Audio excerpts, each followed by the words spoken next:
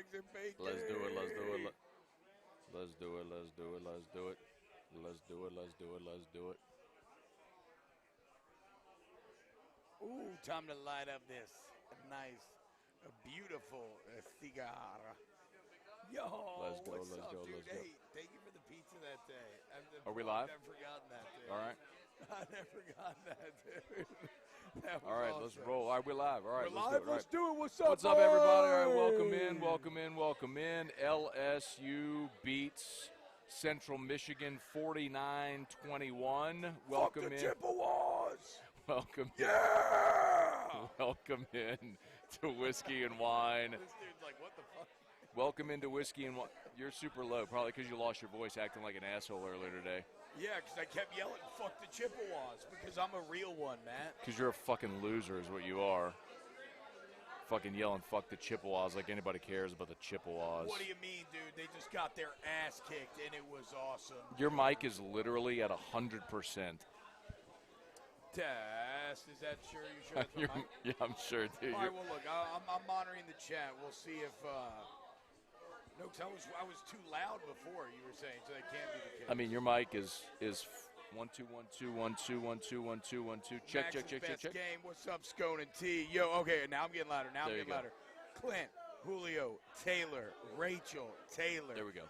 Jamie, Red Hat Guy, nowhere to be seen. We are all very disappointed. We will monitor the situation. He has a massive beard. I hope to see him back, but we just don't know at this point. But Matt, bro, come on, dude. Wait, we're we lighting these cigars first. Yeah, we're gonna light here. Get your torch. Where's the torch?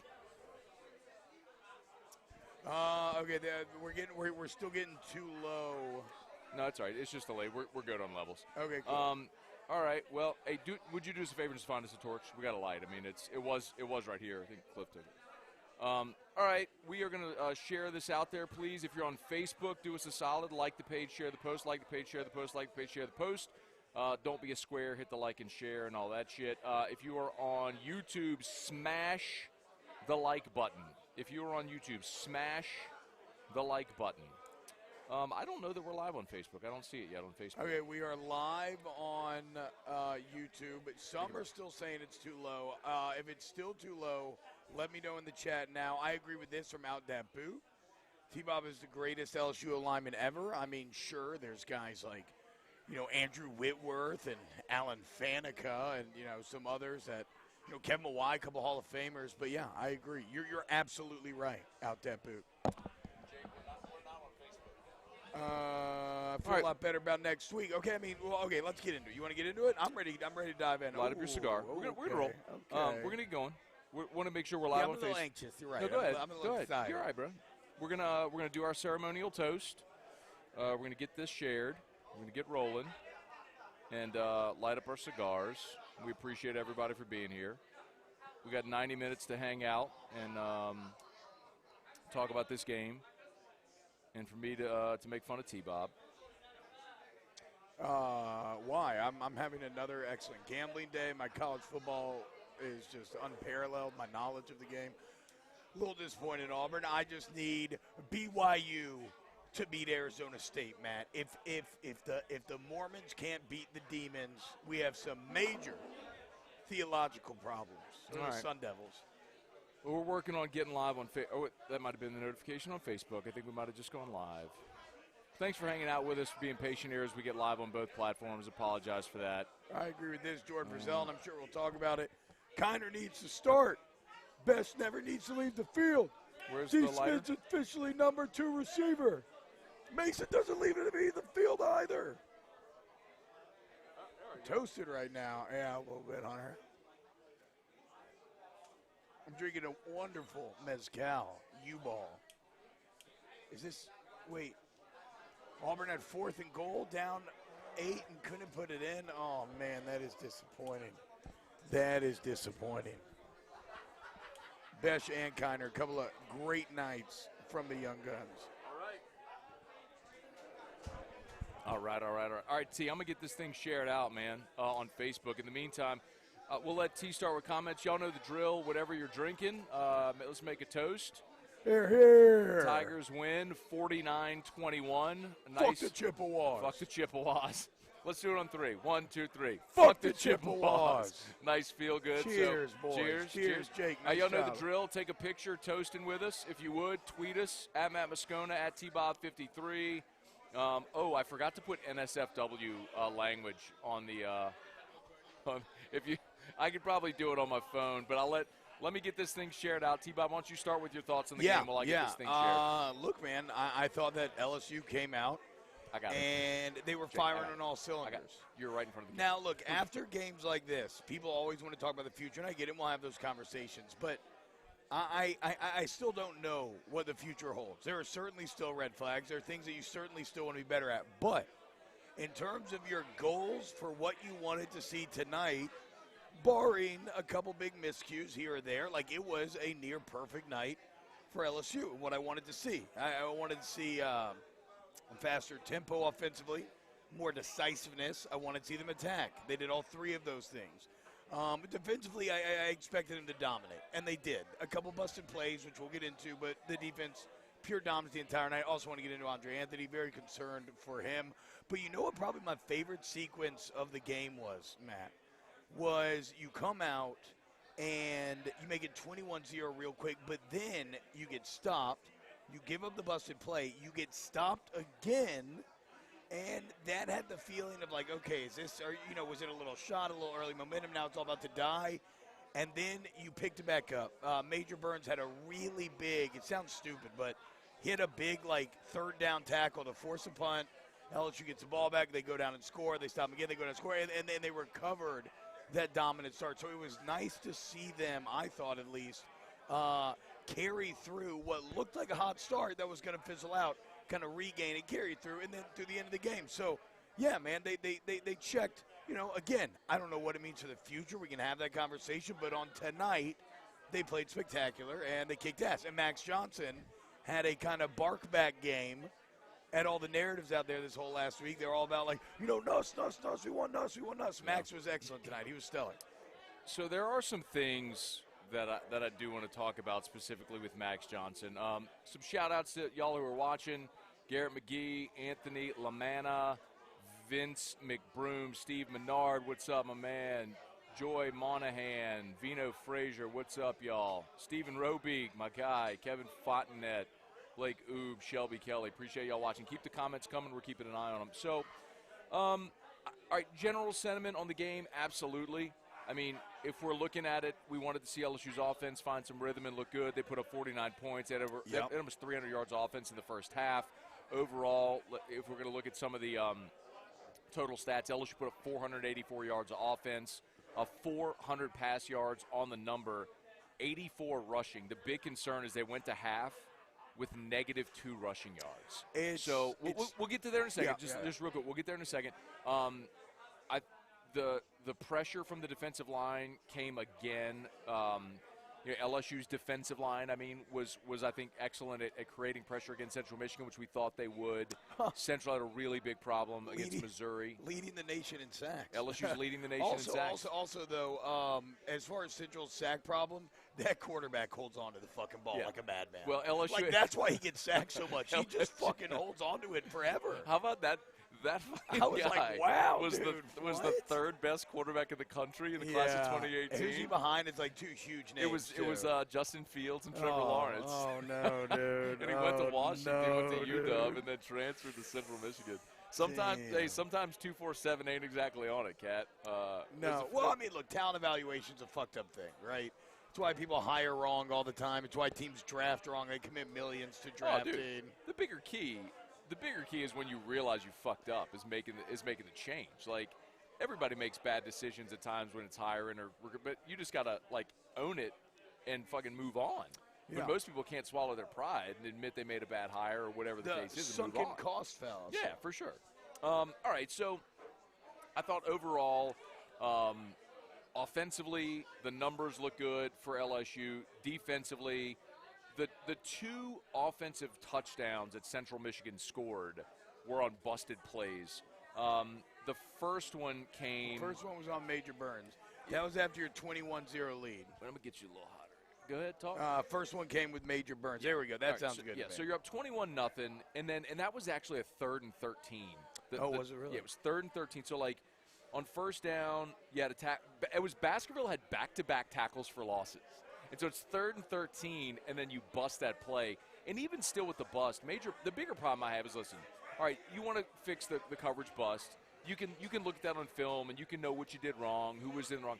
The bigger problem I had is Major Burns had the angle and didn't get the fucking guy out of bounds. And remember, the same shit happened on the 75-yarder against UCLA with the tight end. He had the angle on the sideline, could not get the fucker out of bounds. Like, you have got to be physical enough to stop trying to cut people's feet and just drive fucking guys out of bounds. Yeah, I mean, not the best tackler. I don't know though. He did have that other good tackle. I mean, but that's we've seen that now twice on plays where he couldn't get guys out of bounds and a lot of touchdowns. I agree with your sentiment that in terms of things carrying forward, that's the maybe bigger issue because a busted play, whatever, right? He fucked up mentally. It happens. You can fix that. And Major Burns, I mean, he had the pick, right? Yes, he had the pick tonight. He had a couple good tackles. He had a pick six, but he didn't score. No, he did. Yeah, he scored on the pick six. But that was the second touchdown of the game. No, Andre Anthony picked up the fumble. Oh, he picked up the fumble. You're right. Right. So the interception was. Let me see. I got this shit charted.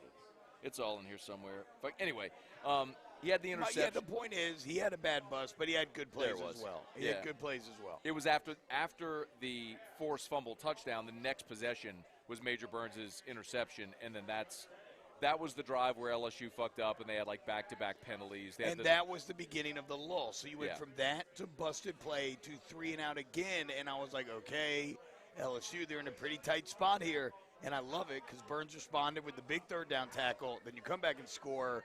You stop them again. I think you scored again. So, yeah, it was they did what they needed to do against the Chippewas. And we got it. Look, at this early in the season, everything's a fact-finding mission, and we're constantly learning more about guys. Like, I mean, we feel like we know who the starting running back should be now. Right? I mean, the guy who took over the second half really took over the end of the game. It should totally be the former walk-on guy. Josh Williams, wow, dude. So that's how petty you are. You were taking this out instead of celebrating Corey Kiner's greatness. You're taking this time to hate on that man who worked himself for me to walk on to being a Scully player. Respect. Corey Kiner, though, I mean, why the fuck isn't Corey Kiner the starting running back? Oh, he will be next week. He has to. I mean, I understand why. Against UCLA, they didn't want to put a freshman on the field. And Ed admitted that after the game. It was a tight game. They didn't want to put a freshman on the field, risk a turnover, big mistake. I get it. Last week, you were still rolling with your veteran Ty Davis-Price. Armani Goodwin had the 21-yard run early in the game last week. But it's just very clear. Corey Kiner runs like ice. You know what I mean? He can put his foot in the ground, cut. He can make you miss, or he can run the fuck over you. Like, even if he's not the guy that's going to have 18, 20 carries a game, I think he's the guy that can be your closer because you bring fresh legs in late in a drive or late in the game, and people don't want to tackle that dude. Well, also, he's been the only running back, and especially at the end of tonight, he's been the only running back that has consistently, at least tonight, he was able to make up for the line not blocking that well because the line still did not block well. I mean, not run block well. So Fonzarelli says, listen, I understand they really want to open up the offense, but please, for the love of God, why are we not working on our running when we're up by a good amount? This is the sad truth of the matter, Fonz, with LSU running the ball this year. They're just not going to be good at it. There's just it's not going to be a strength. So you have to find ways to do enough. Maybe Kiner changes that opinion. I mean, that would be a Herculean task, in my opinion. But no, they're going to be a pass-first team. And you can still have success in that vein if you can run enough, which they were able to do tonight in large part because that fucking crazy stiff arm that Kiner had. That stiff arm was unreal, dude. Kelly Presley said, what is T-Bob wearing? A shirt. What the fuck are you wearing? I'm wearing a Why do you Hawaiian always shirt. have to unbutton your shirt to where we all look at your chest hair? I mean, why do you think we have so many viewers?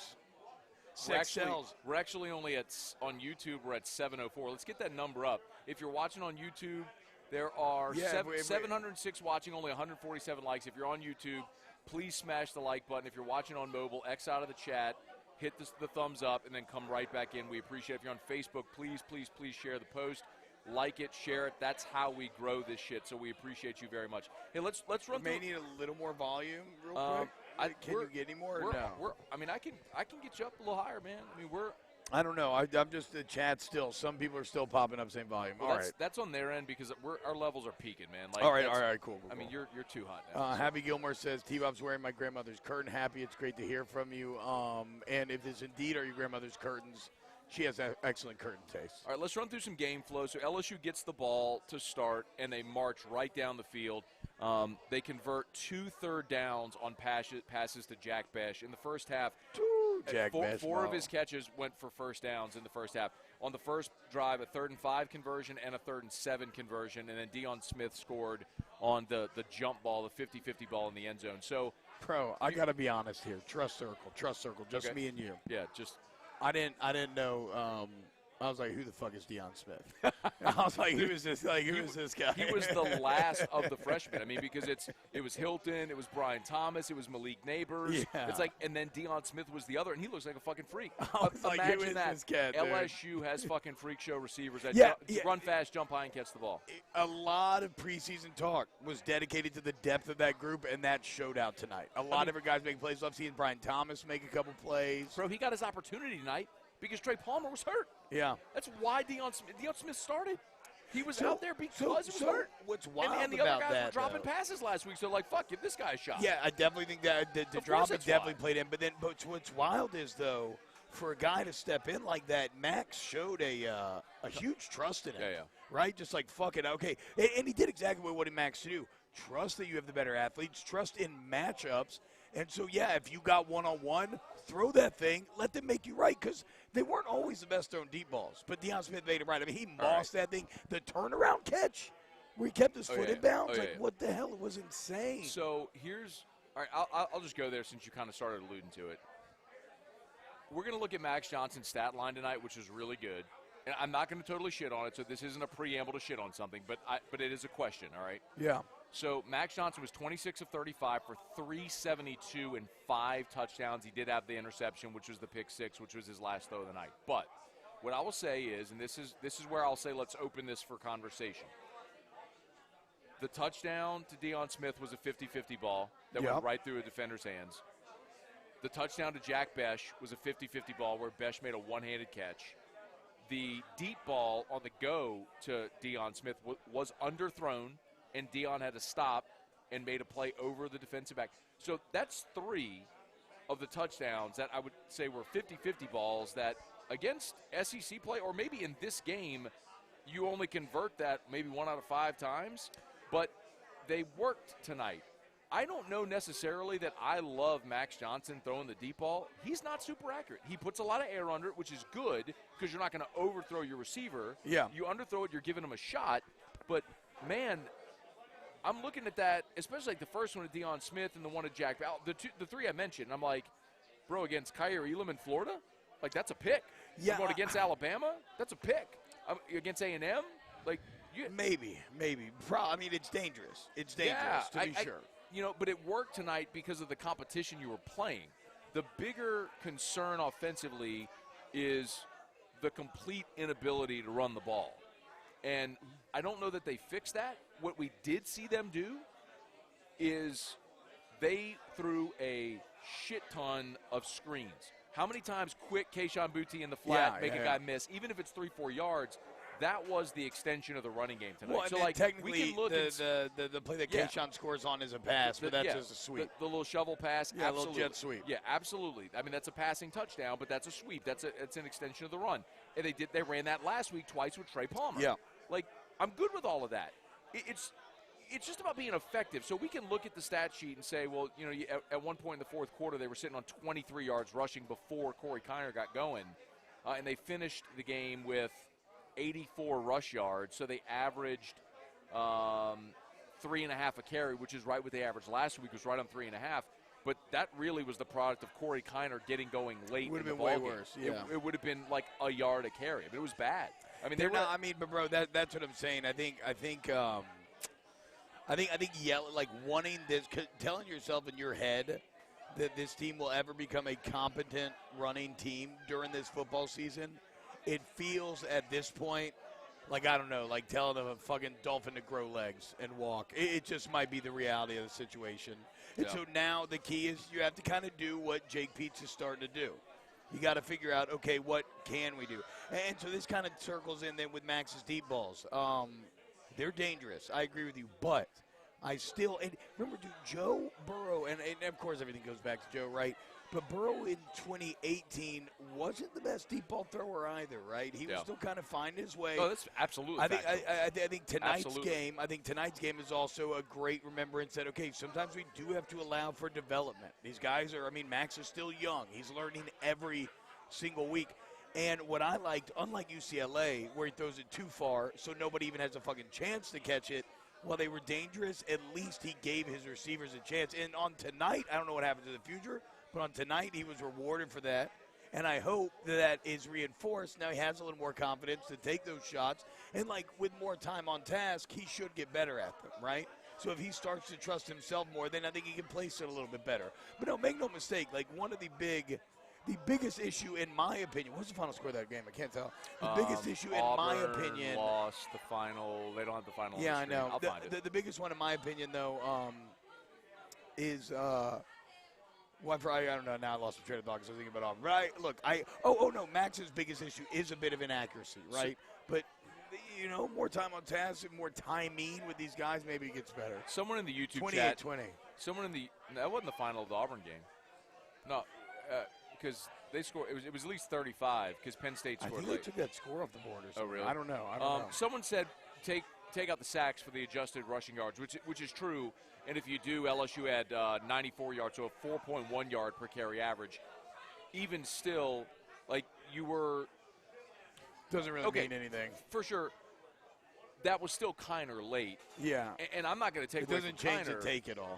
But I think what we agree, though, is right now of what we've seen, Corey Kiner is the best back you have. And his runs late were him stiff-arming guys, spinning, making dudes miss, trucking a guy. I mean, pretty, that was a lot of Kiner. But you know what? Clyde did that a lot in 2019. How many times did a dude have Clyde dead to rights in the backfield, X button spin move and whoop? I mean, that's part of your game. That's fine. I don't play video games, so I'm not a fucking child. Yeah, circle button. All right. Or the B button if you're playing on Xbox. All right, so I don't know. All right, we'll get back to some of your comments and stuff. Keep them coming. Scott Poche, AJ Holland, Hold the Mayo. What's up, Hold the Mayo? Leo Williams. I agree, David Brown. What a life. Drink adult beverages, smoke some good stogies, talk LSU football, and get paid for it. I know, dude. Shout out to big thank you, good, dude. Don Juan Cigar Bar, Hell our yeah. home for whiskey and wine all throughout the year. In Town Center in Baton Rouge. If you know where Town Center is, if you're facing Whole Foods, look to your right. There's Don Juan. Right next door is Don Juan Cigar Company. Hey, it's popping in here. That's tonight, the retail shop is right next door. The bar is on. This is a great spot, man. They got TVs all over. Like dude. we're in a bay. Like you can have these little bays with comfortable chairs. You have your own TV. It's an awesome spot, man, to watch a game or hang out, have a cigar, and of course shout out GameCoin as well. TheGameCoin.net. TheGameCoin.net, fastest growing crypto in the world right now, and it's from Baton Rouge. It's insane. Dude, GameCoin is going to make so many Baton Rouge people millionaires. This is going to be like the fucking French Riviera. Like, it's going to be so fucking crazy. Maybe. It's going to be so maybe fucking that crazy, would be bro. pretty tight if that ended up being the case. It's going to be like there would be more people who gain wealth from GameCoin than any business that's ever existed in Baton Rouge. It's stupid. I bet you the French Riviera didn't have a student-filled parade grounds like I saw today. I went tailgating for the first time in years today. Students back on the parade grounds. It was fucking wild. Also, I'm old as shit. Yeah, I know. I'm looking around, and all these kids are like 18. I'm like feeling just like awkward and old, and I could tell they were all like, "What's this guy What's doing the old here?" guy doing here? Like I was What's definitely the old guy with the unbuttoned shirt I was doing making here? everybody. It's like last night. I saw these 14 girls, and they're in a convertible driving down the interstate, and their lights aren't on. And so I rolled out my window, and I'm like yelling at them, like, turn your light. And I'm like flashing them, and they got scared, and they ran away. So I had to chase them down. And my wife, they finally got their lights on though. Oh, jeez. But yeah, they definitely thought that I was coming to like capture them or something. This is why you come. This is why you come to Whiskey and Wine, to hear T-Bob's creepy old man stories. All right, so just again, let's game flow. How about Stingley, the forced fumble, which on the scoop and score. There was actually some miserable fuck on Twitter who was like, well, it would have been a missed tackle if the ball didn't come out. I'm like, you fucking guy, like he took the guy off his feet. I mean, the ball was fumbled while he was in his air. Like, Stingley attacked the ball carrier. I mean, if you wanted physicality, you got it from Derek Stingley tonight. Like he made his presence felt. Like and if you're not going to throw, if you're not going to, I mean, they're not going to fucking throw at him. So he's got to make a play somehow.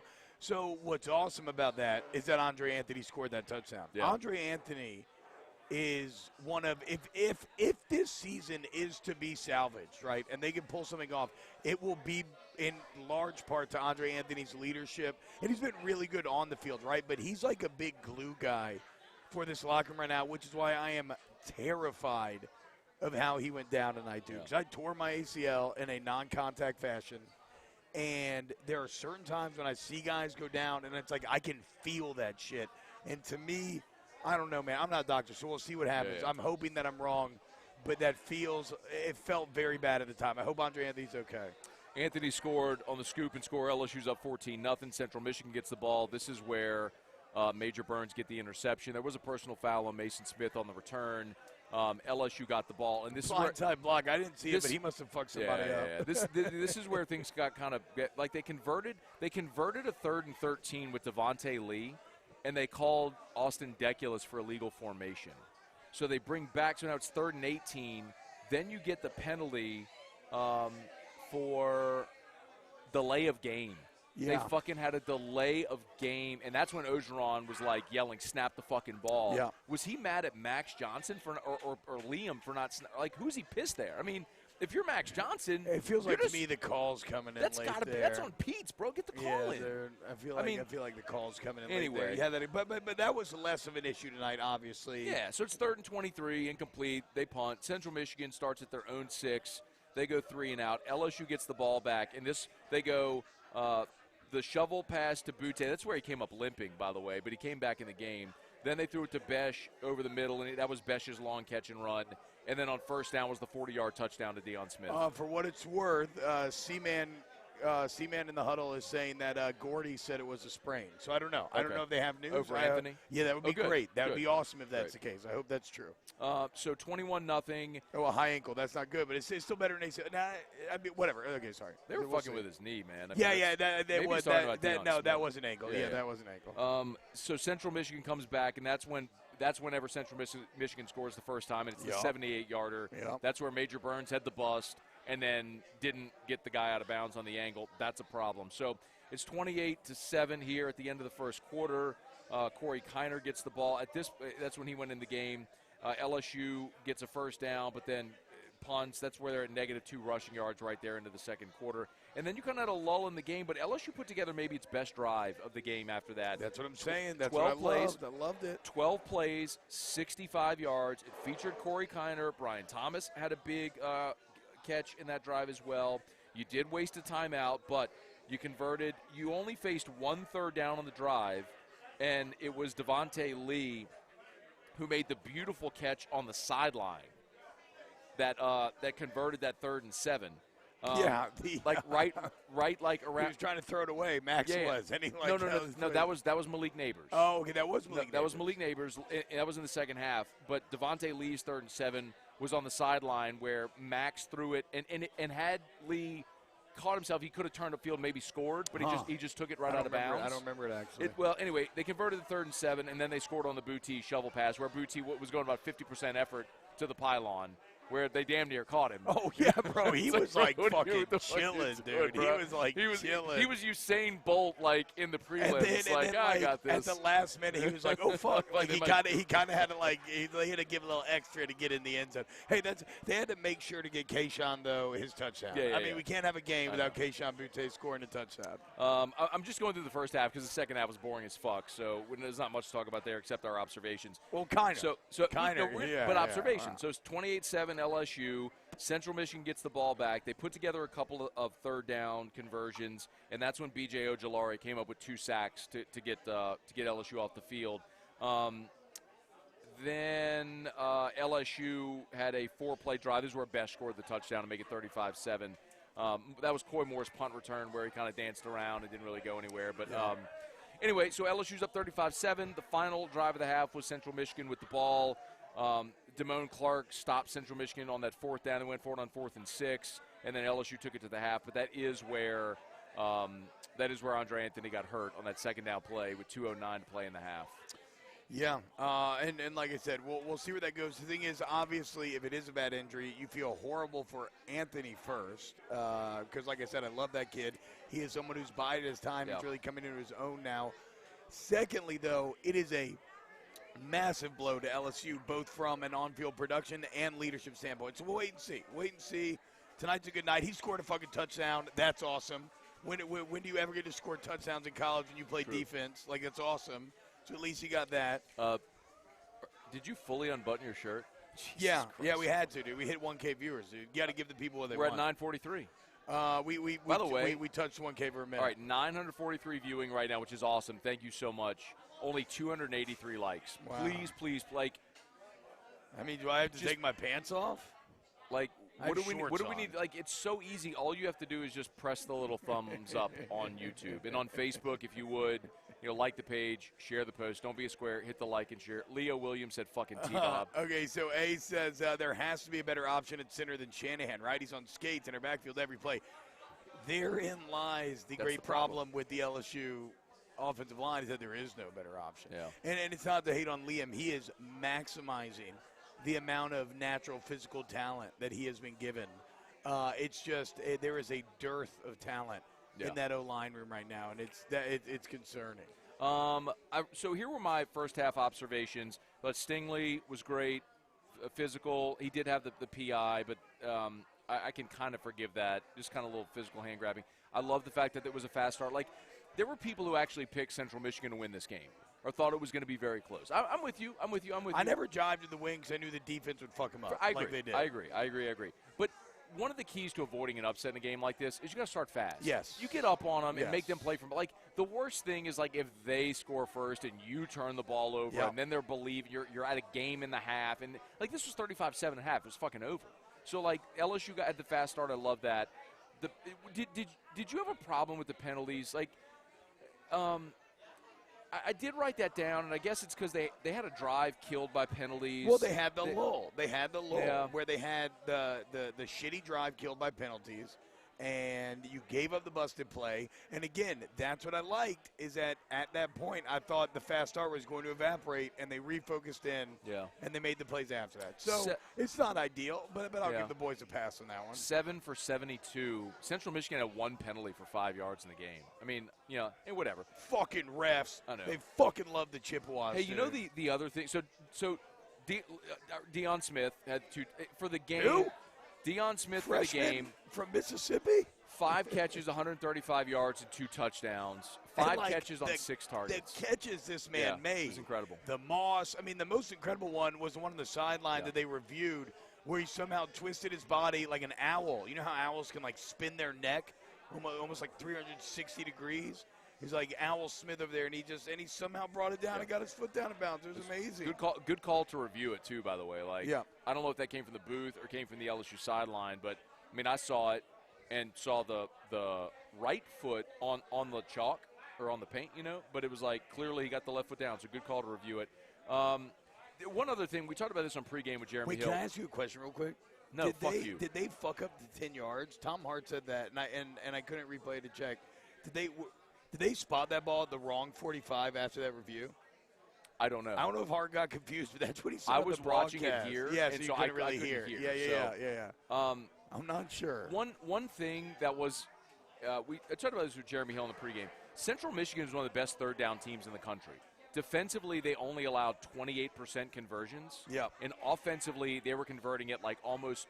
It was like 49%. It was almost 50. Yeah, it was right at 50. Which, by the way, is stellar. Like LSU in 2013 led the nation in third down conversions. Zach Medberger, he was unbelievable. It was Zach and it was Jarvis. I mean, they just fucking threw the ball to Jarvis on every third down. He caught every fucking pass they threw at him. So Central Michigan, was stellar on third down. LSU tonight. Now this might be a little biased. This might be a little different because of what happened in the second, but LSU was 6 of 11. They were better than 50% converting third downs. And Central Michigan was 9 of 18 on third, so they did convert 50%. Wow. And the 78-yard catch and run was a third down conversion. But in the first half, they were let's see. I mean, I could fucking do it if you give me a second. The defense, look. Let me put it to you this way. Their 50% had to largely be in the second half because I stopped charting it, and they were below 50% nearing halftime. Yeah. So I think LSU, 2 of their touchdowns came on third downs, which sucks. But it was like boom or bust. Like the interception for Major Burns came on a third down. The defense, so they had play. They made their plays. The defense remains a work in progress, but you are seeing more and more the potential if they can all get on the same page. You saw a lot of zone coverage tonight too, Matt, which made me feel very good ahead of a Mississippi State game where I got to believe that zone coverage is going to be a fucking key to stopping Mike Leach and company next week, who did not look as good today. By the way, I picked Memphis to win that game. Oh, okay, dude. I've stayed away from it. Nice job. I picked Memphis with the outright win. BYU, let's fucking go! That was a completely obvious trap spot. You did talk about that on Moscona and T. For Mississippi State. Y'all should listen to the Moscona and T podcast. You should. For me, just ignore it when he talks, but listen when I talk. And somehow, as I'm looking at this on YouTube, your chest, because of your computer, is like there. It's like being lit. It's illuminating. It's like being lit by my computer. Let me just crank up the brightness for the people here. All right, before we get to the second half, let's shout out some of our listeners. So maybe run through some of the chat on the YouTube Alex chat. Day, Wise T-Bob shows Alex, Jordan, Bilbo, Brian, Lamar, LSU Tiger fan 7, Kevin, Francis, Don says, Matt looks like he saw T-Bob at the gas station. Was like, hey, come to the show with me. Yeah, that's my vibe. It's a vibe that I try to give off. Joe, Jordan, Brandon, what's up, y'all? Thanks so much for hanging out, dude. It's awesome. We're over 1,000. Let's go. Hell yeah, y'all. So Evan, I miss Red Hat Guy too. We're almost at 500 likes, so we were killing it now. What do I have to do? Could I do something? Like, you unbutton your shirt. What would they? I'll play ball. Look, I let Terrio shave my fucking head to get YouTube subscribers. So. Like, what do you want me to do? I'll do something. You got to admit that I'm right. Okay. About what? You have to be right about something. That BYU is going to be the I don't know. Yeah, I don't know. You think BYU is going to beat Arizona State? They're winning right now, 14-7, Bo. I got the money line. I like Arizona State. Okay, I got the money line with BYU. Okay. We'll see. They got my double down money line guarantee. So last week I took Iowa spread and Iowa money line. This week it was BYU and the points and BYU money line. We'll see. We'll see. Yeah, the Tigers look good, though. If you're an LSU fan tonight, I do not know what the future holds. Still major red flags. But tonight, they took care of business, and they did what you wanted them to do. And so, even if you don't feel great about them, I feel better about them now than I did 4 hours ago. Okay. Last week, I think we talked about this maybe on Scone and T. Might have talked about it here, guys. I don't remember. But it's like when you do so much fucking when you do so many shows that you forget where you said whatever. Dude, but I know. Let me just assume everybody knows what we're talking about. Last week, no matter what happened, you were not going to come away from that game feeling better because of the comp. It just didn't matter. You were either going to be satisfied because you beat the fuck out of an FCS school, or you were going to feel worse because you didn't perform at the level. Yeah. This was a step up in competition. So to beat the fuck out of this team, which was in a game in the fourth quarter against Missouri. They were in a 4-point game against Missouri on the road in the fourth quarter. Like, LSU did what you're supposed to do to a team like this. So that was encouraging. And, I know my sort of take, opinion, whatever you want to say, is teams improve throughout the year. Yeah. There was some, LSU's going to go 0-8 in the SEC talk. And I don't know that they're going to be favored in any SEC games, if you had lines right now. But there's enough talent on this team that when they play at their potential and they're rolling, they're going to play their best game, they're going to win games. They're going to beat teams. Yeah. It's just, I think, going to be – will they beat enough? It's going to be a hodgepodge, and I think it's going to be kind of frustrating. But teams can improve, man. I just keep going back to 2017 – and when they got blown up by State and lost to Troy, we were sitting there man, this fucking team, who are they going to win? Who are they going to beat? Yeah. And after Troy, they went 6-1 the rest of the way. The only loss was to Bama. I mean, I'm not telling you this team isn't going to lose but one game the rest of the way, but what I am saying is, can they beat State next week? Fuck yeah, they can. Yeah, they feel better than State. After tonight, they actually feel better than State. Can they beat Auburn in Baton Rouge? Well, fuck yeah. I mean, they beat Auburn in Auburn for 20, in Baton Rouge for 20 years. Can they win at Kentucky? Yeah. Like, I think Florida's a tough game at home. I don't think they're winning. Strong statement from Mullen in Florida today. Nice bounce back, bro. They could have folded down 21-3. Strong statement.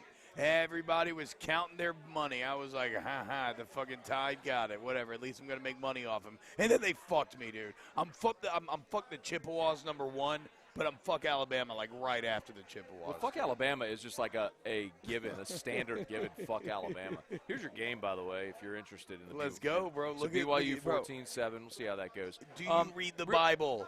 Of course they're going to beat the Devils, dude. They're fucking Mormons. What are we talking about? They got that on lock. Easy money. All right. If you're on Facebook, don't be a square. Hit the like and share. We'll come to some Facebook comments in a second. Just real quick, let me run through some second-half observations, and then from there it's all your comments. So second half, Central Michigan got the ball. LSU, that was where Stingley had the PI on the first possession, but LSU forced when the you punt. tried to argue with it, and he saw the replay, and he was like, all right. Yeah, my bad.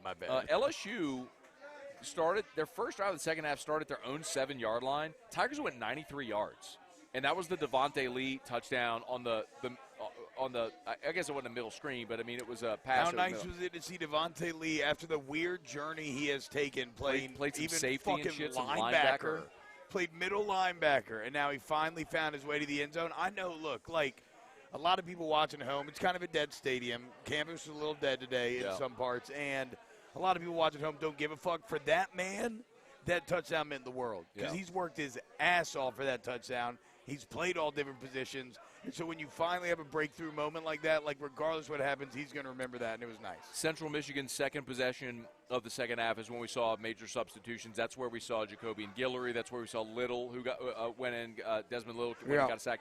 Mike Jones was in at linebacker. Did you notice anything from Mike Jones? People ask about Mike Jones all the time because, and I guess we're partly to blame for it because we talked about Mike Jones so much this offseason, almost out of like necessity and obligation, right? I mean, the guy transfers in from Clemson. He's on like first-round draft pick, big board stuff, so we're hyping him because people are, and like we just haven't seen him. Micah Baskerville still feels like the best linebacker they have. Baskerville and 2 Damone years Clark in a row now are their best options. Yeah. I don't even think it's Bug Strong didn't play until the fourth quarter.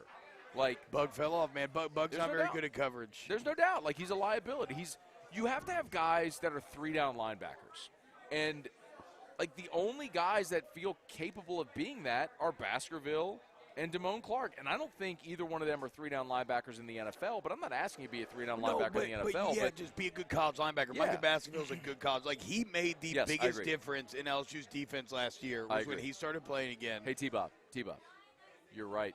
Oh, there we go. I mean, we hit 5. We're probably at 500 likes, so that makes a lot of sense. There we go. Fucking right. 500 likes. Hell yeah. There we go, dude. How are those cookies, bitch? Oh, my Fuck God. You, so, shout out to Erica Moscona. I'm going to get her back next week. Again, I'm going to reference Singing All the Way.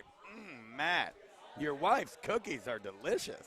She would be upset if you didn't at least show. She was very proud of the My label. wife is definitely getting some wife intimidation from Erica, though, because she's like, fuck, dude, I don't do shit like that. And I was like, yeah, fuck Well, that, I don't though. do stuff like that. Who cares, dude? So it's like, I don't know if you can't really you have the cameras up there, bro. It says, I know. It says T-Bob's Tasty Treats. It's a giant T. No, there's another T in there.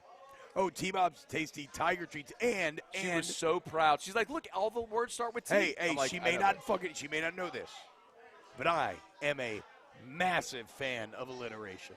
Yeah. Fucking love it. She has no idea what alliteration is. She was like, look, they're all T words. I mean, hell yeah, dude. By the way, these are, though, hand-baked, and I'm going to get her back. I'm going to make my brown butter chalky chippies when I went next week, a little sea salt on top, a little salt flakes.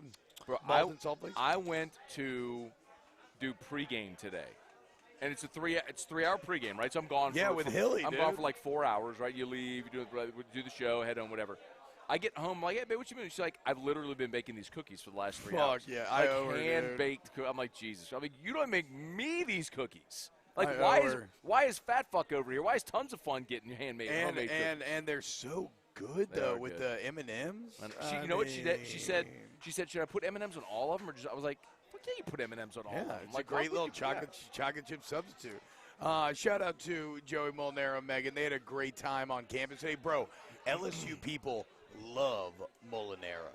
It's crazy. He's the impression guy? Yes. I'm used to getting stopped and everything a little bit, but no, dude, he could not take a fucking step. So what's on his deal? campus Like, today. I don't know his deal. So I know he does the impressions. I've seen him on Twitter He's and shit. more of, the impression's kind of how he got his viral start. He's just social media, or does he do anything like mainstream? Content blogs and content, but he is really good at skits. He's just he's a comedian. He's a comedian. No, okay. And so he's just got really funny-ass skits. And he's just blown up. But because his rocket ship was tied to LSU's, there's such a kinship between him and the LSU fan base. It was wild, dude. The people loved him. So shout out to him for coming down. He was really excited, and everybody treated him great on campus today. It was a calm tailgating day, but it was still a ton of fun, man. I haven't been tailgating in years. Shout out to everybody who hung out today and drank Natty Light. So I don't. So I've seen Molinaro stuff. I can't say that I know it well. Like, you know me well enough to know, I'm just not really I'm not like a content consumer. Yeah. But I know who he is. But one of his videos, he did something imitating me. It was like a sports talk radio thing where he actually used. No, you know what it was? He had the back screen was AFR. And I was like, oh, I'm flattered. So he worked at the big station up there in Indy that is essentially like a WWL equivalent. Okay. And he was an intern there, and then he just blew the fuck up. Got it. And took off. Cool. So Good he's for him. He's got a awesome. sports radio background. He knows the game. Fucking love the internet, man. The internet can make a talented dude like that may have never otherwise been found, but the internet's the level playing field. Everybody has distribution. Going from being coffee bitch to now he has an agent and a manager. Good what for a him, flex. Flop it on the table, Joey. That's fucking awesome. All right, we're going to get some comments here real quick. Anything else that I had from the second half? Let me run through this. You talked about Malik Neighbors, the catch on the sideline. Good to see him. That was the pick six. Max Johnson's last throw was the pick six. So it made it 42-14. Then we saw Nussmeier at the 5-minute mark of the third quarter. Any opinion on Nussmeier? No, to be honest, I kind of lost focus this time with Nussmeier. I'll have more opinions on Nussmeier during the rewatch tomorrow night. He was only 1 of 4 for 28 yards. And you know what really surprises me? I'm surprised that neither quarterback has been involved in the running game. As much as you've struggled to run the ball, why not a designed quarterback draw? Spread it out, quarterback. That was the Steve Ensminger special, fuck, dude. They're man, missing Burrow it, dude. was so good at. I would get it if it was Brennan because he's not really fleet of foot, but both of these dudes can run, man. Well, to your point, Max used his legs way better tonight. Extending plays. Yeah, for sure. He moved around the pocket way more confidently. Now, that's the thing about Max. It's yes, still some accuracy stuff tonight, but the faster pace, you could tell, and getting rid of a lot of the check with the sideline shit helped him so much. Made more comfortable. He was able to look at the defense. Okay, this is what I'm doing, and he was decisive. I thought he was mobile. I thought he was dynamic at times. And like I said, he went for the shots, and it paid off. The pick six is bad, but it's also a great learning lesson because on that route, I think actually Max is in the wrong. Jordan Rogers explained on the broadcast, but it's a drive route where if it's zone, the receiver's supposed to sit down in the pocket. He did. Max still threw it to where he was going to be. It ends up to pick. But that's something very clear where you get in the film room, and then it's not going to happen again. Because you can be like, okay, well, that's on me. And so a good learning lesson, even if it's just a little bit of a stain on an otherwise stellar night. The 2 offensive touchdowns that Central Michigan scored tonight were on 3rd and 13 and 3rd and 11. Wow. That is those are long odds, fucking. And then they had the pick six. That's one thing where I go, look, this is a team in Central Michigan that is very good on third down. That's not a mistake. You just tip your cap to Jim McElwain. They are a very good third down team, and he talked about that this week in some of his media availability about how much they focus on that in the offseason and winning third down, and it's a focus and it's obvious. And they have success. But, man, that's the other side of that is, man, you got 3rd and 13 and 3rd and 11. You give up long touchdowns on those 2 plays. That sucks. That sucks. It is kind of like Max's night. A couple of blemishes on an otherwise stellar performance. And, obviously, when you're talking about busted plays, we all have LSU defense PTSD from 2020 where they gave up more big plays than anybody in the country. So, it's not ideal, but I'll tell you what I see overall from this defense, Matt. You talk about a team getting better as the season goes on. this defense is getting better as the season goes on, and I think they'll continue to do so. I think Durante Jones is getting stronger as a signal caller. Offensively, think about the very stark and obvious changes that we've seen Jake Peets make, right? I mean, it was only zone left and zone right week 1. Yeah. Okay, they started working in some more diverse runs. Look at Kayshawn just cruising. chilling. And he's like, oh, fuck. Oh, Kayshawn, they're showing highlights of the LSU game. Kayshawn just cruising into the end zone. Well, and then we want to see him take shots. Okay, we've talked about Jack Besh. What are we doing? Okay, we'll get there next. We'll get there next. I know I want to talk about it again, though. Yeah. But with Pete, so you saw more runs last week. You got rid of the check with the sideline shit for the most part this week. You took deep shots. Like, Pete, if nothing else, is open to being like, okay, I fucked up. Like, yes, this was bad. Let's see how we can make it good. And so that sort of malleability gives me a bit of hope that they can get better. But again, everything else, it's just you're overcoming some personnel deficiencies, especially when it comes to your line. But yeah, Jack Besh, dude. Clifford Number Moore, 80. Justin Huckins, Clifford Moore. Kirk said T-Bob needs to wear his LSU jersey. That'd be so awkward looking. What if things are tight? What if I wore your jersey? It would and be tight you on you, wore but you get a like Catholic the High shoulder jersey. thing. No. Okay, maybe like like a Halloween edition, maybe. Maybe we could so. do like a little cross. No, that's the open date. Well, I know, but maybe we could do like one of the weekends surrounding. I mean, all of spooky season, you can kind of dress up, right? Should I come dressed up as a wizard? No. Wes Clark Yes. said expect a slow start in Starkville, 11 a.m. kickoff. Sucks. Players never been up for an early start. I kind of agree with that. By the way, so as a fan, you always want night games, right? Like you want all day to get primed, lubed up, and rolling, and then night game, you love it, right? That's your nightcap. As a broadcaster, I really love the 11 a.m. games because you're fucking done at 2:30. Bro, I used to kind of love him as a player because Really?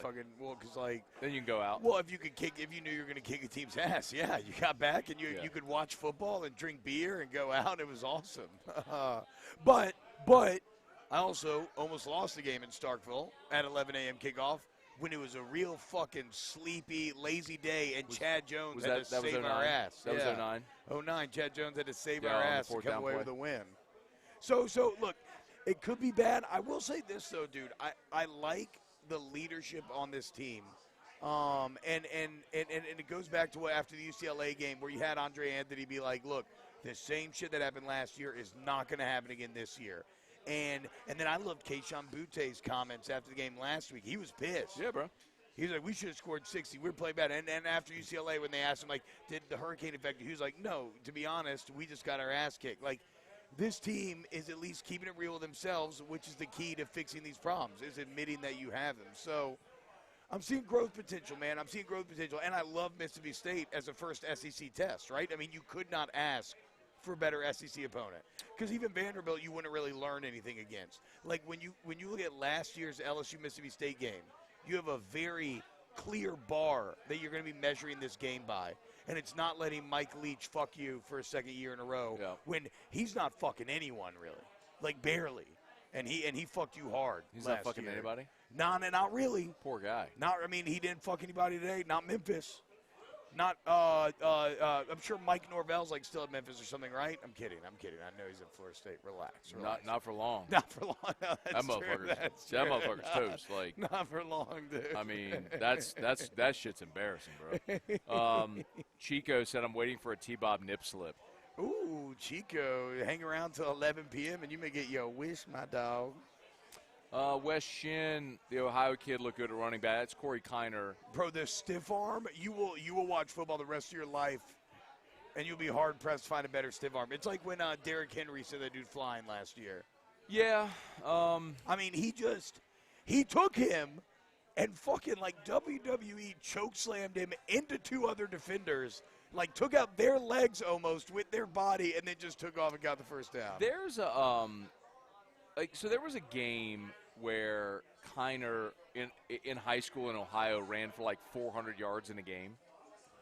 And you watch him tonight and you get it, right? It's like if you give that, like college defenders can't tackle him. Yeah. High school kids have no shot. Yeah, he scored 8 touchdowns. Yeah, so it's like if that guy gets 40 carries, of course he's going to run for 400 yards. You know what I mean? Yeah. Like, well, and you know, a lot of people talk about the difference in energy that Nuss brought last week.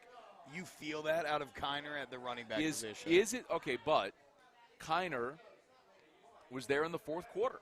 I mean, it was late in the game. I mean, it was over already. So how much of it, similar with Nussmeier last week, like how much of it has to do with the timing in the game? How much of it is his play? Like, that's the question I asked last week about Nussmeier. I'll ask the same about Kiner now. I mean, because Kiner got first. Dude, I just fucking charted it. Kiner had first half carries. Kiner carried the ball. Let's see. Kiner went in. LSU's last drive of the first half, which carried in the first play, the last play of the first quarter was a screen to Lee, and that went into the second. So then the second quarter, and Kiner had the ball. Kiner carried 1 yard. Like, he had no success. He was the running back on the 12-play, 65-yard carry, 65-yard touchdown drive where Booty scored. He was the running back. No, he was the running back for the first part of that drive. Then they put TDP in because Kiner, he lost a yard. He had two minimal gain. He had a short gain, then like a 13-yard run. Then he lost a yard, and then they put Ty Davis Price in there. I think that, though, Matt, it's a bit odd. First off, I like a guy who in a sleepy fourth quarter is still going balls to the fucking wall and trying to score. It was his shot, bro. He's fucking freshman out there playing. His also, shot. Though, we all know this. The running game works by erosion, right? Shit that isn't there in the first and second quarter starts hitting in the third and the fourth. Guys get tired. That's also another key that we should point out tonight is even though you still see a limited LSU line, you saw a better version of this line with Jason Hines back, with Austin Deculus back. So some of the improvement was simply because they had a couple O-line starters back that they were missing. All right, you want to talk about Jack Besh? I mean, bro, he's just so – I guess the reason I want to talk about him because I was a big – I mean, of all the weird lines in the sand to draw, right, I bought into so much bullshit this offseason, and I just didn't buy into the Jack Besh hype. Because, like, people were talking about him all around the program, right? And people who saw him play in high school, and everybody was talking about how dynamic he is and how COVID maybe affected his recruiting where he didn't really get the looks he deserved. And I was kind of like, all right. But I hand-waved it away, and I didn't really believe it. But he's been fantastic this year. And that one-handed catch was fucking awesome. I mean, he is a tight end in name, I guess, but he is a weapon. He is one of your top three weapons, he has played, and he needs the ball. He has played every receiver position on the field. Yeah. So, I mean, I talked about it last week. You can laugh at me again. I don't give a shit. But I saw the kid play. It's not – I am not surprised. Like, they mentioned it on the broadcast. Like, no, that's what I'm saying. That's everybody that saw him play. So I was in the minority there, and I was wrong, and I'm very happy to be wrong because he's a beast. He's a kid that it was all right, here's a barometer. Like, so I called high school games for almost 10 years, all right? And you can tell I'm no scout. I'll never be like a talent evaluator. High school football watcher. Like, I mean, but you got a good. Like, it's no. I'm not a talent evaluator. I'm no scout. I'm not going to tell you who projects this, that. But there are guys where you can just tell, like, okay, that kid shouldn't be playing at this level because he's fucking everybody up. Like, there's just nobody that. And then you can then when you have the large enough sample, you can say, okay, well, the last guy who was that became this at the next level, right? Yeah. And it was obvious. Like, I told people that about Clyde. Like, Clyde was so obviously an elite talent, but sometimes another guy that the coaches talked up that I didn't buy before I saw it too, because they always like, well, Clyde, and you're like, didn't quite see it, and then you saw it. But here was the thing about Clyde.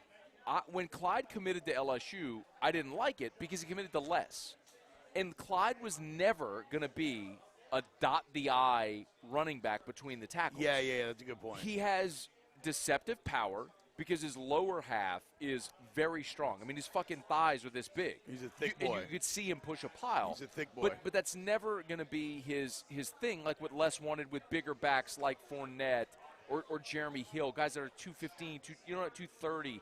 Like, that was never going to be Clyde. I said, look, Clyde could go to Kentucky and be the best player in the history of that program. But he comes to LSU, there's the coaching change, and they switch the offense, and he was perfect for what they did. And to and your he's point, perfect with what the Chiefs are exactly. That's what I was going to say. There's a reason why Kansas City took him in the first round. Because, like, that's what he is suited to. Absolutely. That dynamic spread attack. Clyde is a great running. Well, he's just a great running back in general, but he especially excels in running out of the gun in the spread, where you're generally facing a little lighter boxes, and sometimes you got to create more for yourself. You're not always getting the lead blocks and everything. But he was also a complete back because I knew he could catch. He could flex, like you could flex him out and he could play wide receiver, and he can block. He was a complete back. Like there was no doubt. Because I saw him, I knew what he could do. I knew how well coach. It was the same with Besh to tie this together. Like you could watch Jack Besh and go, that motherfucker is going to be a mismatch. Like there are going to be people who look at him and go, oh, white receiver, white boy, Danny Woodhead or Wes Welk. I'm like, no, this dude is 6'2", who can fucking jump and fly. Like he is going to be a problem at this level. Like he's nobody's a freshman. He's a freshman, and if they want to keep him at tight end, like in this flex thing he's doing right now, fine. But like the other thing is when dude, they had a red zone possession, and fucking Rogers on the broadcast is going, I like to see him get the ball to Cole Taylor, and then they run Cole Taylor off the field to run Besh in the game, because they know he's a better receiver. He's a better target. He is. I mean, you used the word mismatch. So did Pierce Lee in the YouTube chat. He said Jack Besh is certified mismatch, and that's what it's all predicated on, dude. When you talk to elite NFL quarterbacks, Matt, if you ever hear like Drew Brees or Tom Brady, what these guys do is that's all they're doing. They're hunting for personnel mismatches on every single play. The ideal offensive coordinator is constantly trying to scheme mismatches on every single play. So when you have a tool like Jack Besh where he represents that walking mismatch, yeah, it's huge. And he has lived up to all the hype and then some. I mean, again, that one-handed catch on the touchdown was fantastic. I'm just shocked at how fast he is. And whatever. I tried to tell you that last week, bro. Like a white guy stereotyper here? He is not like sprinter fat, but he is a strider. Like he has long legs, and when you have we talked about this last week. I'm telling you, bro. I told you this fucking story last week. I watched him dust a D1 cornerback in high school. Yeah. It's like, fuck. Like, he's unfortunately, people judge him because he's a wide receiver, and he's a fucking dude. Yeah, I think a white cornerback played How are we on time? In the NFL finally. What's that? Okay, cool. We got another half hour. Perfect. All right. Deion Smith also had another 3rd and 10 catch where he had a cut immediately after he caught the ball that was just deadly. All right. Deion Smith had an excellent night. Like I said, Max Johnson. Nice to see Brian Thomas Jr. bounce back. Yeah. Okay, what you got? Ole Miss is beating Tulane 40-21. And I will continue to gloat because I told everybody after media days that Ole Miss was going to fuck people up this year. But this Ole Miss uniform is the best uniform in college football. The red? Bro, did you see West Virginia today? The baby blue helmet. Don't kill my mojo. The baby blue helmet with the script Ole Miss. The red jersey. The gray pants. Best uniform in college football. It's a good look. Uniform. It's a good look. The gag-worthy shit that LSU wore tonight, I wish they would burn the fucking purple jerseys. You hate the purples that much? I fucking hate Why? the purple jerseys. Why? Maybe, and I'll concede this, maybe for people my age who came up watching LSU football, late 80s, early 90s, my first memories of LSU football were the 6 straight losing seasons. And they – fuck. How you doing with that ash there? Fuck, it just popped off on me. Asshole. So stupid.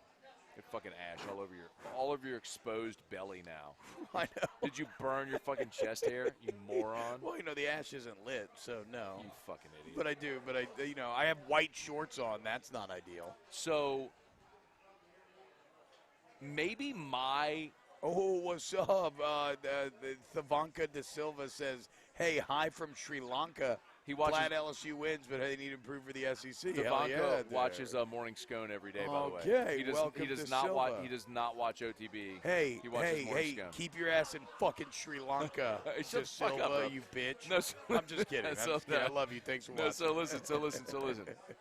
I like the purple. Maybe my association is just shitty football, like sitting in Tiger Stadium in 1994 and watching LSU shit the bed against Southern Miss while wearing purple jerseys. Like, yeah. And then bring back the magic in '95 was so incredible when they were in white at home and they beat Auburn at the 12-6 game and Troy Twilley and I think the white the gold white gold with purple as an accent is fire, and the gold purple gold is heinous. The white purple white looks nice, but white isn't your fucking school color. I don't want to see LSU in white purple white, so I don't want that shit. Like, I want to see I love also the fact that LSU wears the white at home, and that's their thing. Just like having the yard marker every 5 yards is LSU's thing in Tiger Stadium. The fucking L-shaped crossbar, like the H-shaped crossbar. Yeah. The L. I like the H-shaped crossbar. The H, but like, I love that shit. I mean, own what you are. Fuck the purple jerseys. Burn that shit. The thing is, okay, Tavanka, he watches me too. You're my boy again, dude. Shout out, thank you. I mean, I like him for like a fucking out-of-conference game. Like, whatever. I don't know. I thought, personally, my uniform of the day, I love West Virginia's yellow helmets, dude. No, excuse me, no, not yellow helmets. The yellow jerseys. Fuck that. That's with the fucking Navy helms. Ooh, bro, West Virginia was looking clean today. All right, shout out. And how about West Virginia? They got the black diamond back. Bro, let's go. I'm sitting. So for those that don't know, T-Bob's in-laws are West Virginia. I married it like Morgantown natives. Okay, I'm married into West Virginia. So my uncle-in-law was on the TV today in the crowd. Nobody fucking cares about West Virginia here, like not a soul.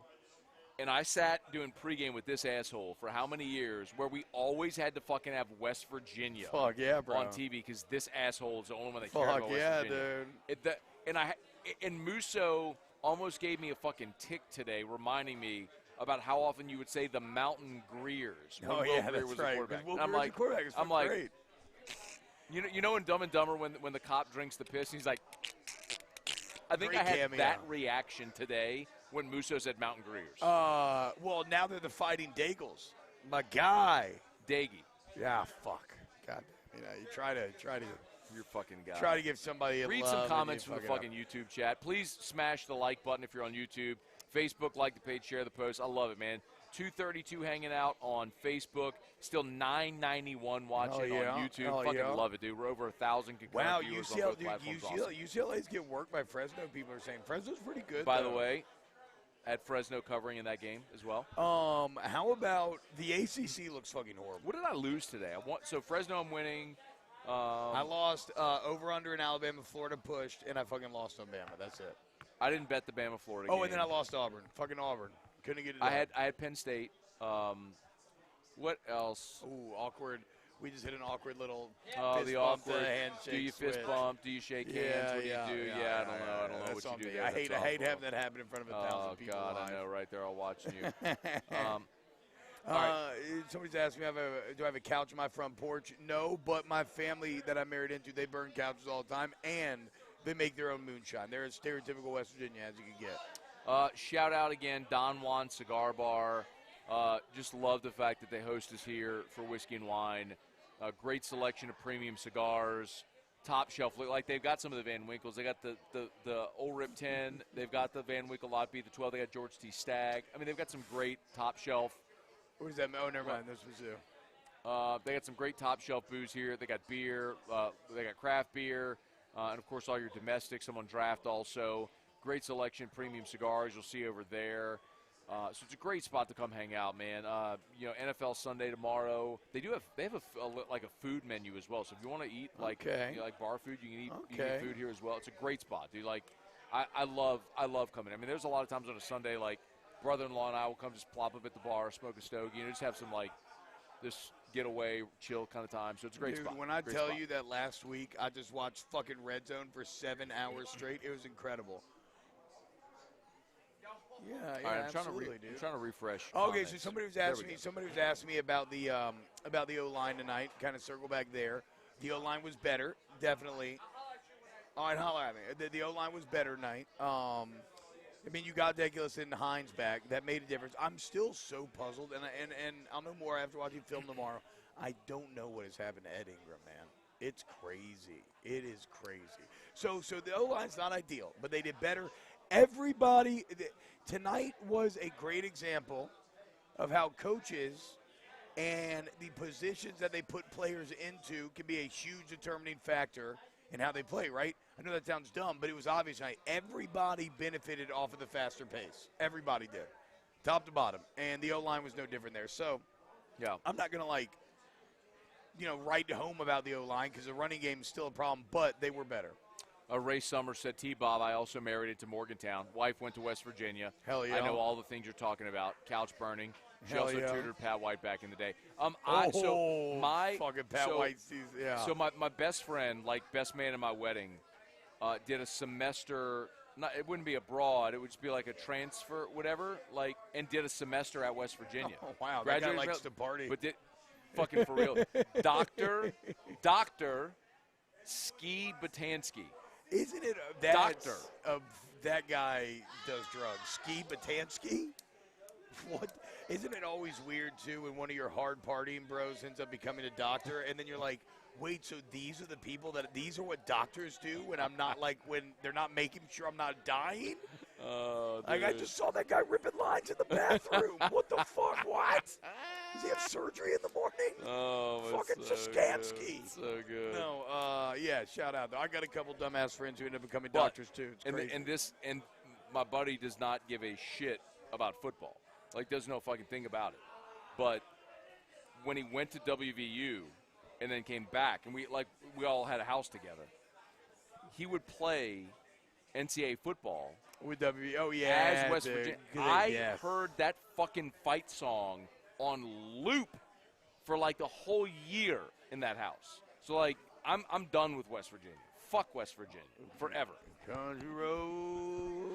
By the way, that song is not about the state of West Virginia. I know. It doesn't matter, though. It's about the western part of Virginia. So this is something that I feel passionate about, though, is that a lot of times authorial intent does not matter more than what society decides. It's true. No, and so that's the thing about art. The authorial intent was certainly not to love on West Virginia, but West Virginia made that song their own.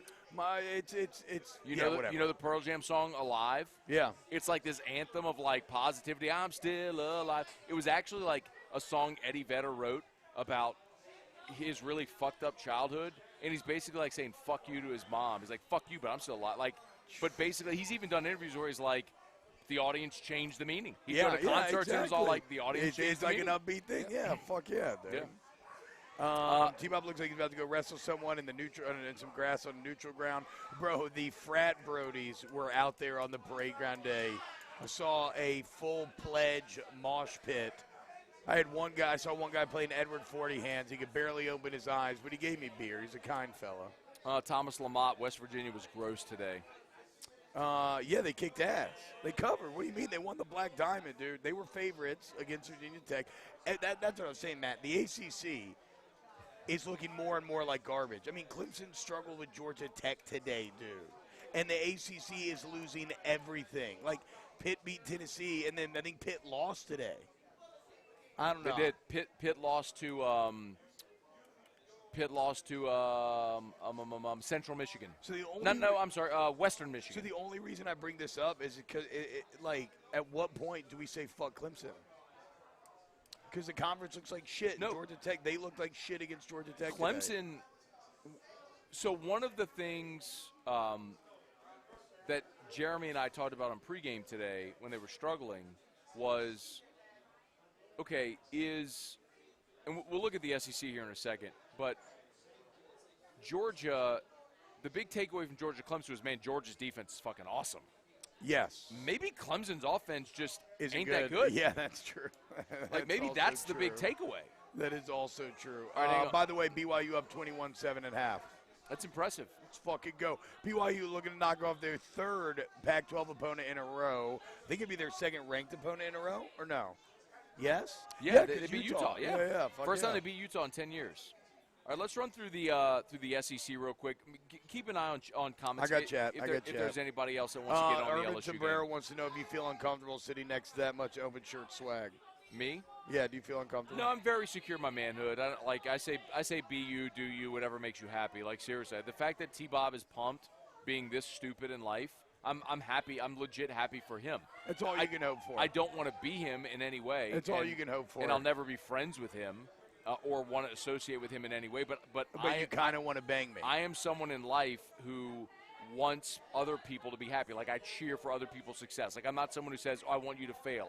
My just ethos is there is plenty of abundance in the world. We can all have success and all be happy and wonderful, and that's fine. So, buy GameCoin. You should buy Game. By the way, some poor bastard sold a whole bunch of GameCoin yesterday, which caused the price to dip. So it's a huge deal right now if you want to buy. But I feel so bad for that poor bastard who probably feels like he made out as a rich man now. And if he did, I'm pumped for him, great. But what he sold yesterday by Christmas will be worth multiples of 7 figures. Like, he fucked up in a big way. Like, a big fucking way selling. Anyway. So if you want to buy, go look it up on YouTube. TheGameCoin.net, by the way, they just launched a new website. It's incredible.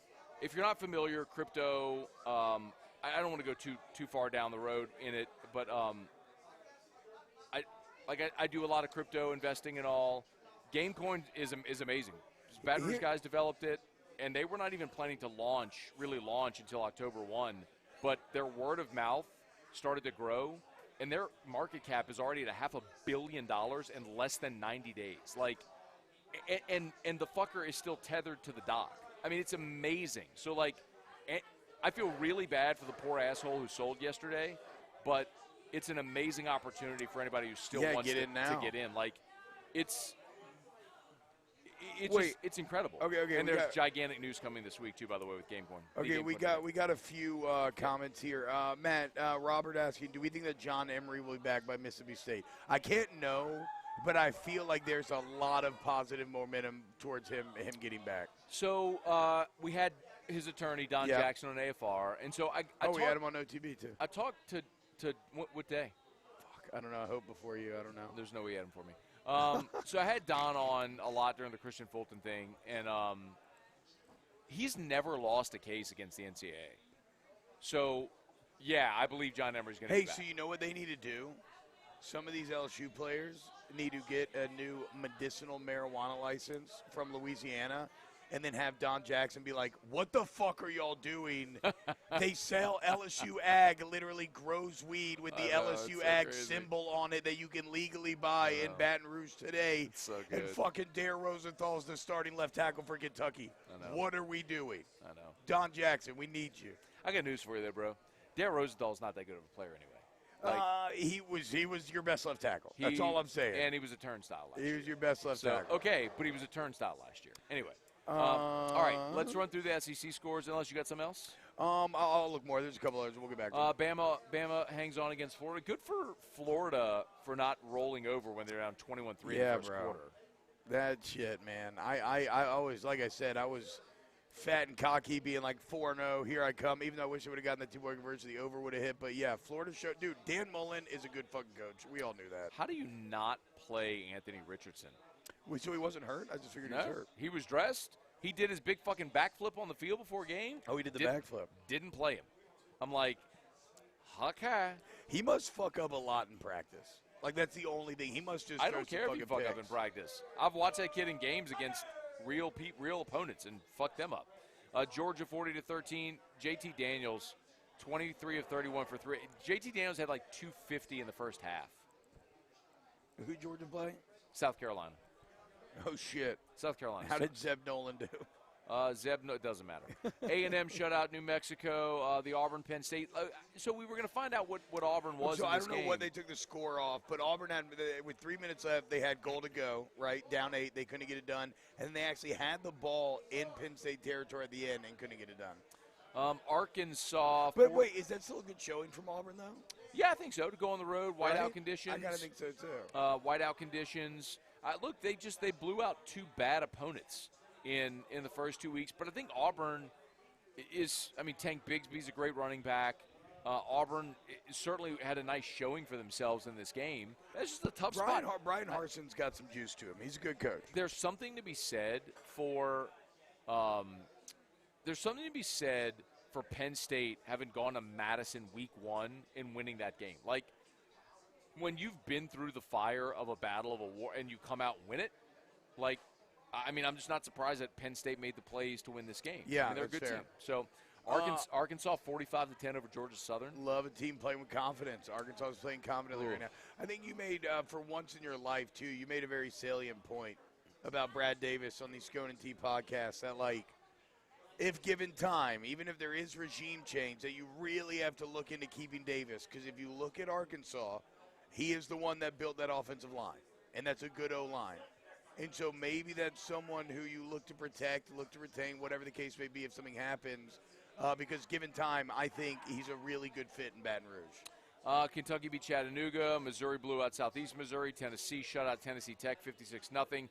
The other two games, Stanford blew out Vanderbilt 41-23. Vanderbilt still sucks. And then I lost that then. I took Mississippi Vandy plus 12.5. You're stupid. Mississippi State. Why would you ever bet on Vanderbilt? Ever. I don't know. And then Mississippi State, they lose at Memphis. Had Memphis, by the way. Had Memphis winning the ball game. Did you see the play? The punt.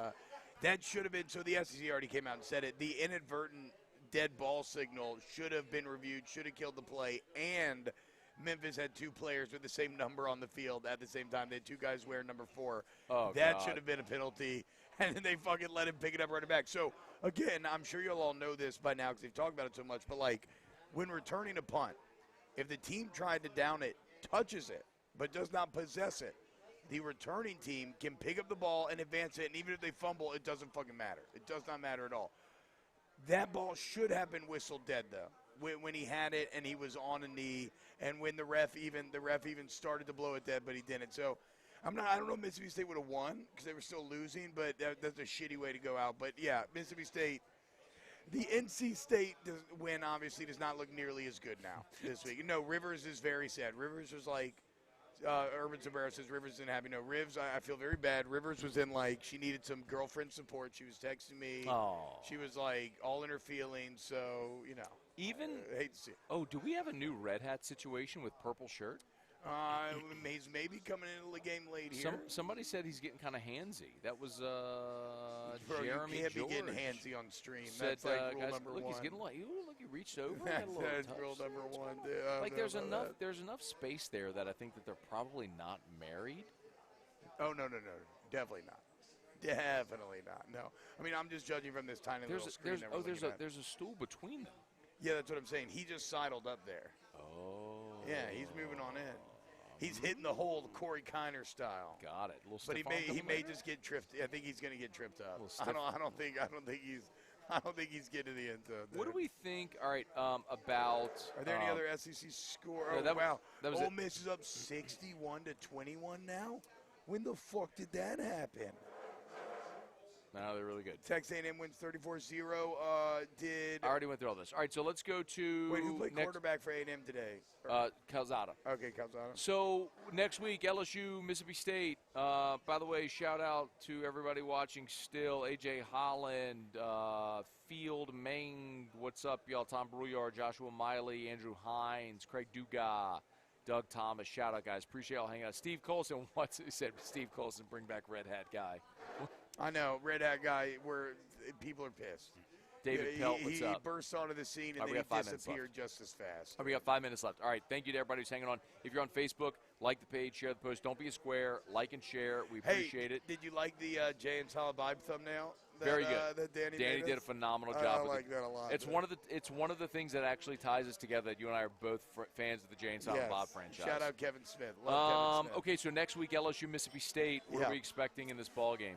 I think LSU wins, and I think, again, it's going to be a lot of my same Central Michigan logic where I think the LSU defense is going to shine out. I'm really worried about the Andre Anthony situation, but I like Durante Jones. I like him with more time on task. You're seeing improvement, and, again, I'll know more after watching film tomorrow, but I feel like they played a lot of zone tonight, and you're going to need to play a lot of zone next week against Mississippi State. Hell, I would say rush 3, drop 8 the majority of the time.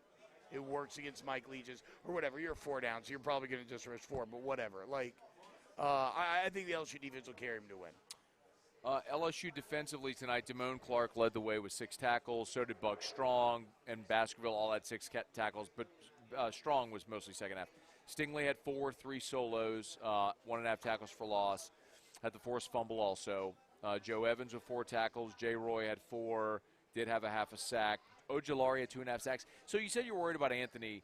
Is that more just worried about him because of who he is, and that or you're worried about him in the game next week? Yeah, the absence of him it's both. He's a super successful pass rusher right now, which you obviously want against Mississippi State. Like I said, if you can get pressure with just your 4 down, you will fuck up a Mike Leach offense. So I miss him there. I am even more worried about the leadership void if he's out, though. So I'm not as concerned if he's not there, like as far as the on-field issue. Leadership and all that, and like as just bummed as I would be for him if he's hurt, all that sort of stuff. I completely agree. But B.J. Ojulari, I have no problem starting him at an end. No, Ojulari's solid too. I gotta watch Ojulari against the run because that's where Anthony shines too, though. Anthony's a good 2-way defender, so I want to see him against the run a little bit, but. No, I mean, look, B.J. Ojulari is he's another guy that they hyped up a lot last year, and he is living up to that hype, I would say. And then I would say also we saw Mason Smith tonight kick out and play defensive end in some, sub packages. They just got guys, man. They've got guys on guys on guys. They got athletic guys that come off the edge. I'm not telling you that Andre Anthony isn't a great player and a veteran, has been around for 6 years and all that. They can find guys that can get a pass rush with this team. They've even got it in the interior with Mason Smith, with Jaquelin Roy. Jarrell Cherry got in late and played well. That's another guy who physically is super athletic, has been around for a long time. And they really like Cherry. Yeah, they think that he's someone who's kind of blue-collared his way up this thing. I mean, he's been around a while, but I think that they're fine. And Kiner needs to start next week. People are saying that. We agree with that. A lot of people talking about Oklahoma, and it's Spencer Rattler overhyped and is Oklahoma overhyped. They've looked bad, man. Nebraska was in that game. Nebraska had the ball in the final minutes of that game with a chance to go tie it or win it. But I think if I were an NFL team and I had a top 5 pick and I was drafting a quarterback and my options were Spencer Rattler, Sam Howell, I'd be fucking terrified. There's it feels like there was a year, I think it was 2010, 2011, where 10 was the year Cam went first. Whatever year Blaine Gabbert went in the first round was a weird year. It was Gabbert. It was Jake. It was Jake Locker was the first, a top 10 pick that year as well. I think E.J. Manuel, it was Ponder. Christian Ponder was in there. It's like, if you're a quarterback needy team, you got to draft and one. You're going to take a quarterback, you have what's there. And maybe people will rewind this in 10 years and go, look at the Scone's an asshole, man. Fucking Spencer Rattler's going to the Hall of Fame. Maybe that's the case, but I would be terrified having to pick one of those guys. Bubba Hebert says Jacoby and Guillory had a great game. I remember making a couple plays. That's really good because that's another guy who, like you said, bodies on bodies, but also another guy who a lot of recruiting hype. It took him a little bit to kind of find his way, but he's starting to see that potential. Also, Matt, and then somebody talked about this earlier too. Glenn Logan, he's got to be returning soon, right?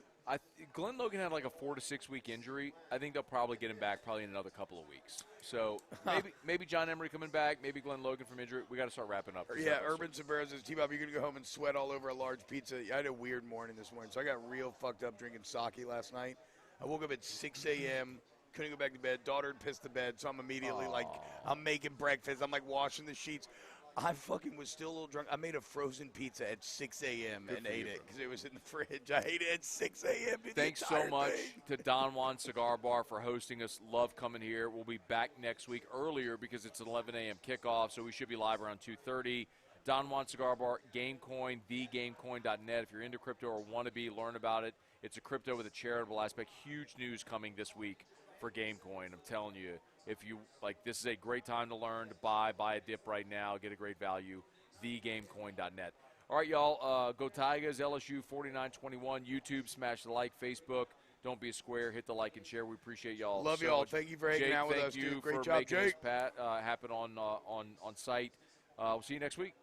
Whiskey and wine. Hell yeah, whiskey and wine. Thank T-Bob y'all. Still sucks. Thank y'all, everyone. Love y'all. T-Bob's the worst. Look at this. T-Bob's the worst. This fucking Scone and guy, T. Dude. Scone and T podcast. Moscona and T. Love y'all. Whiskey and wine.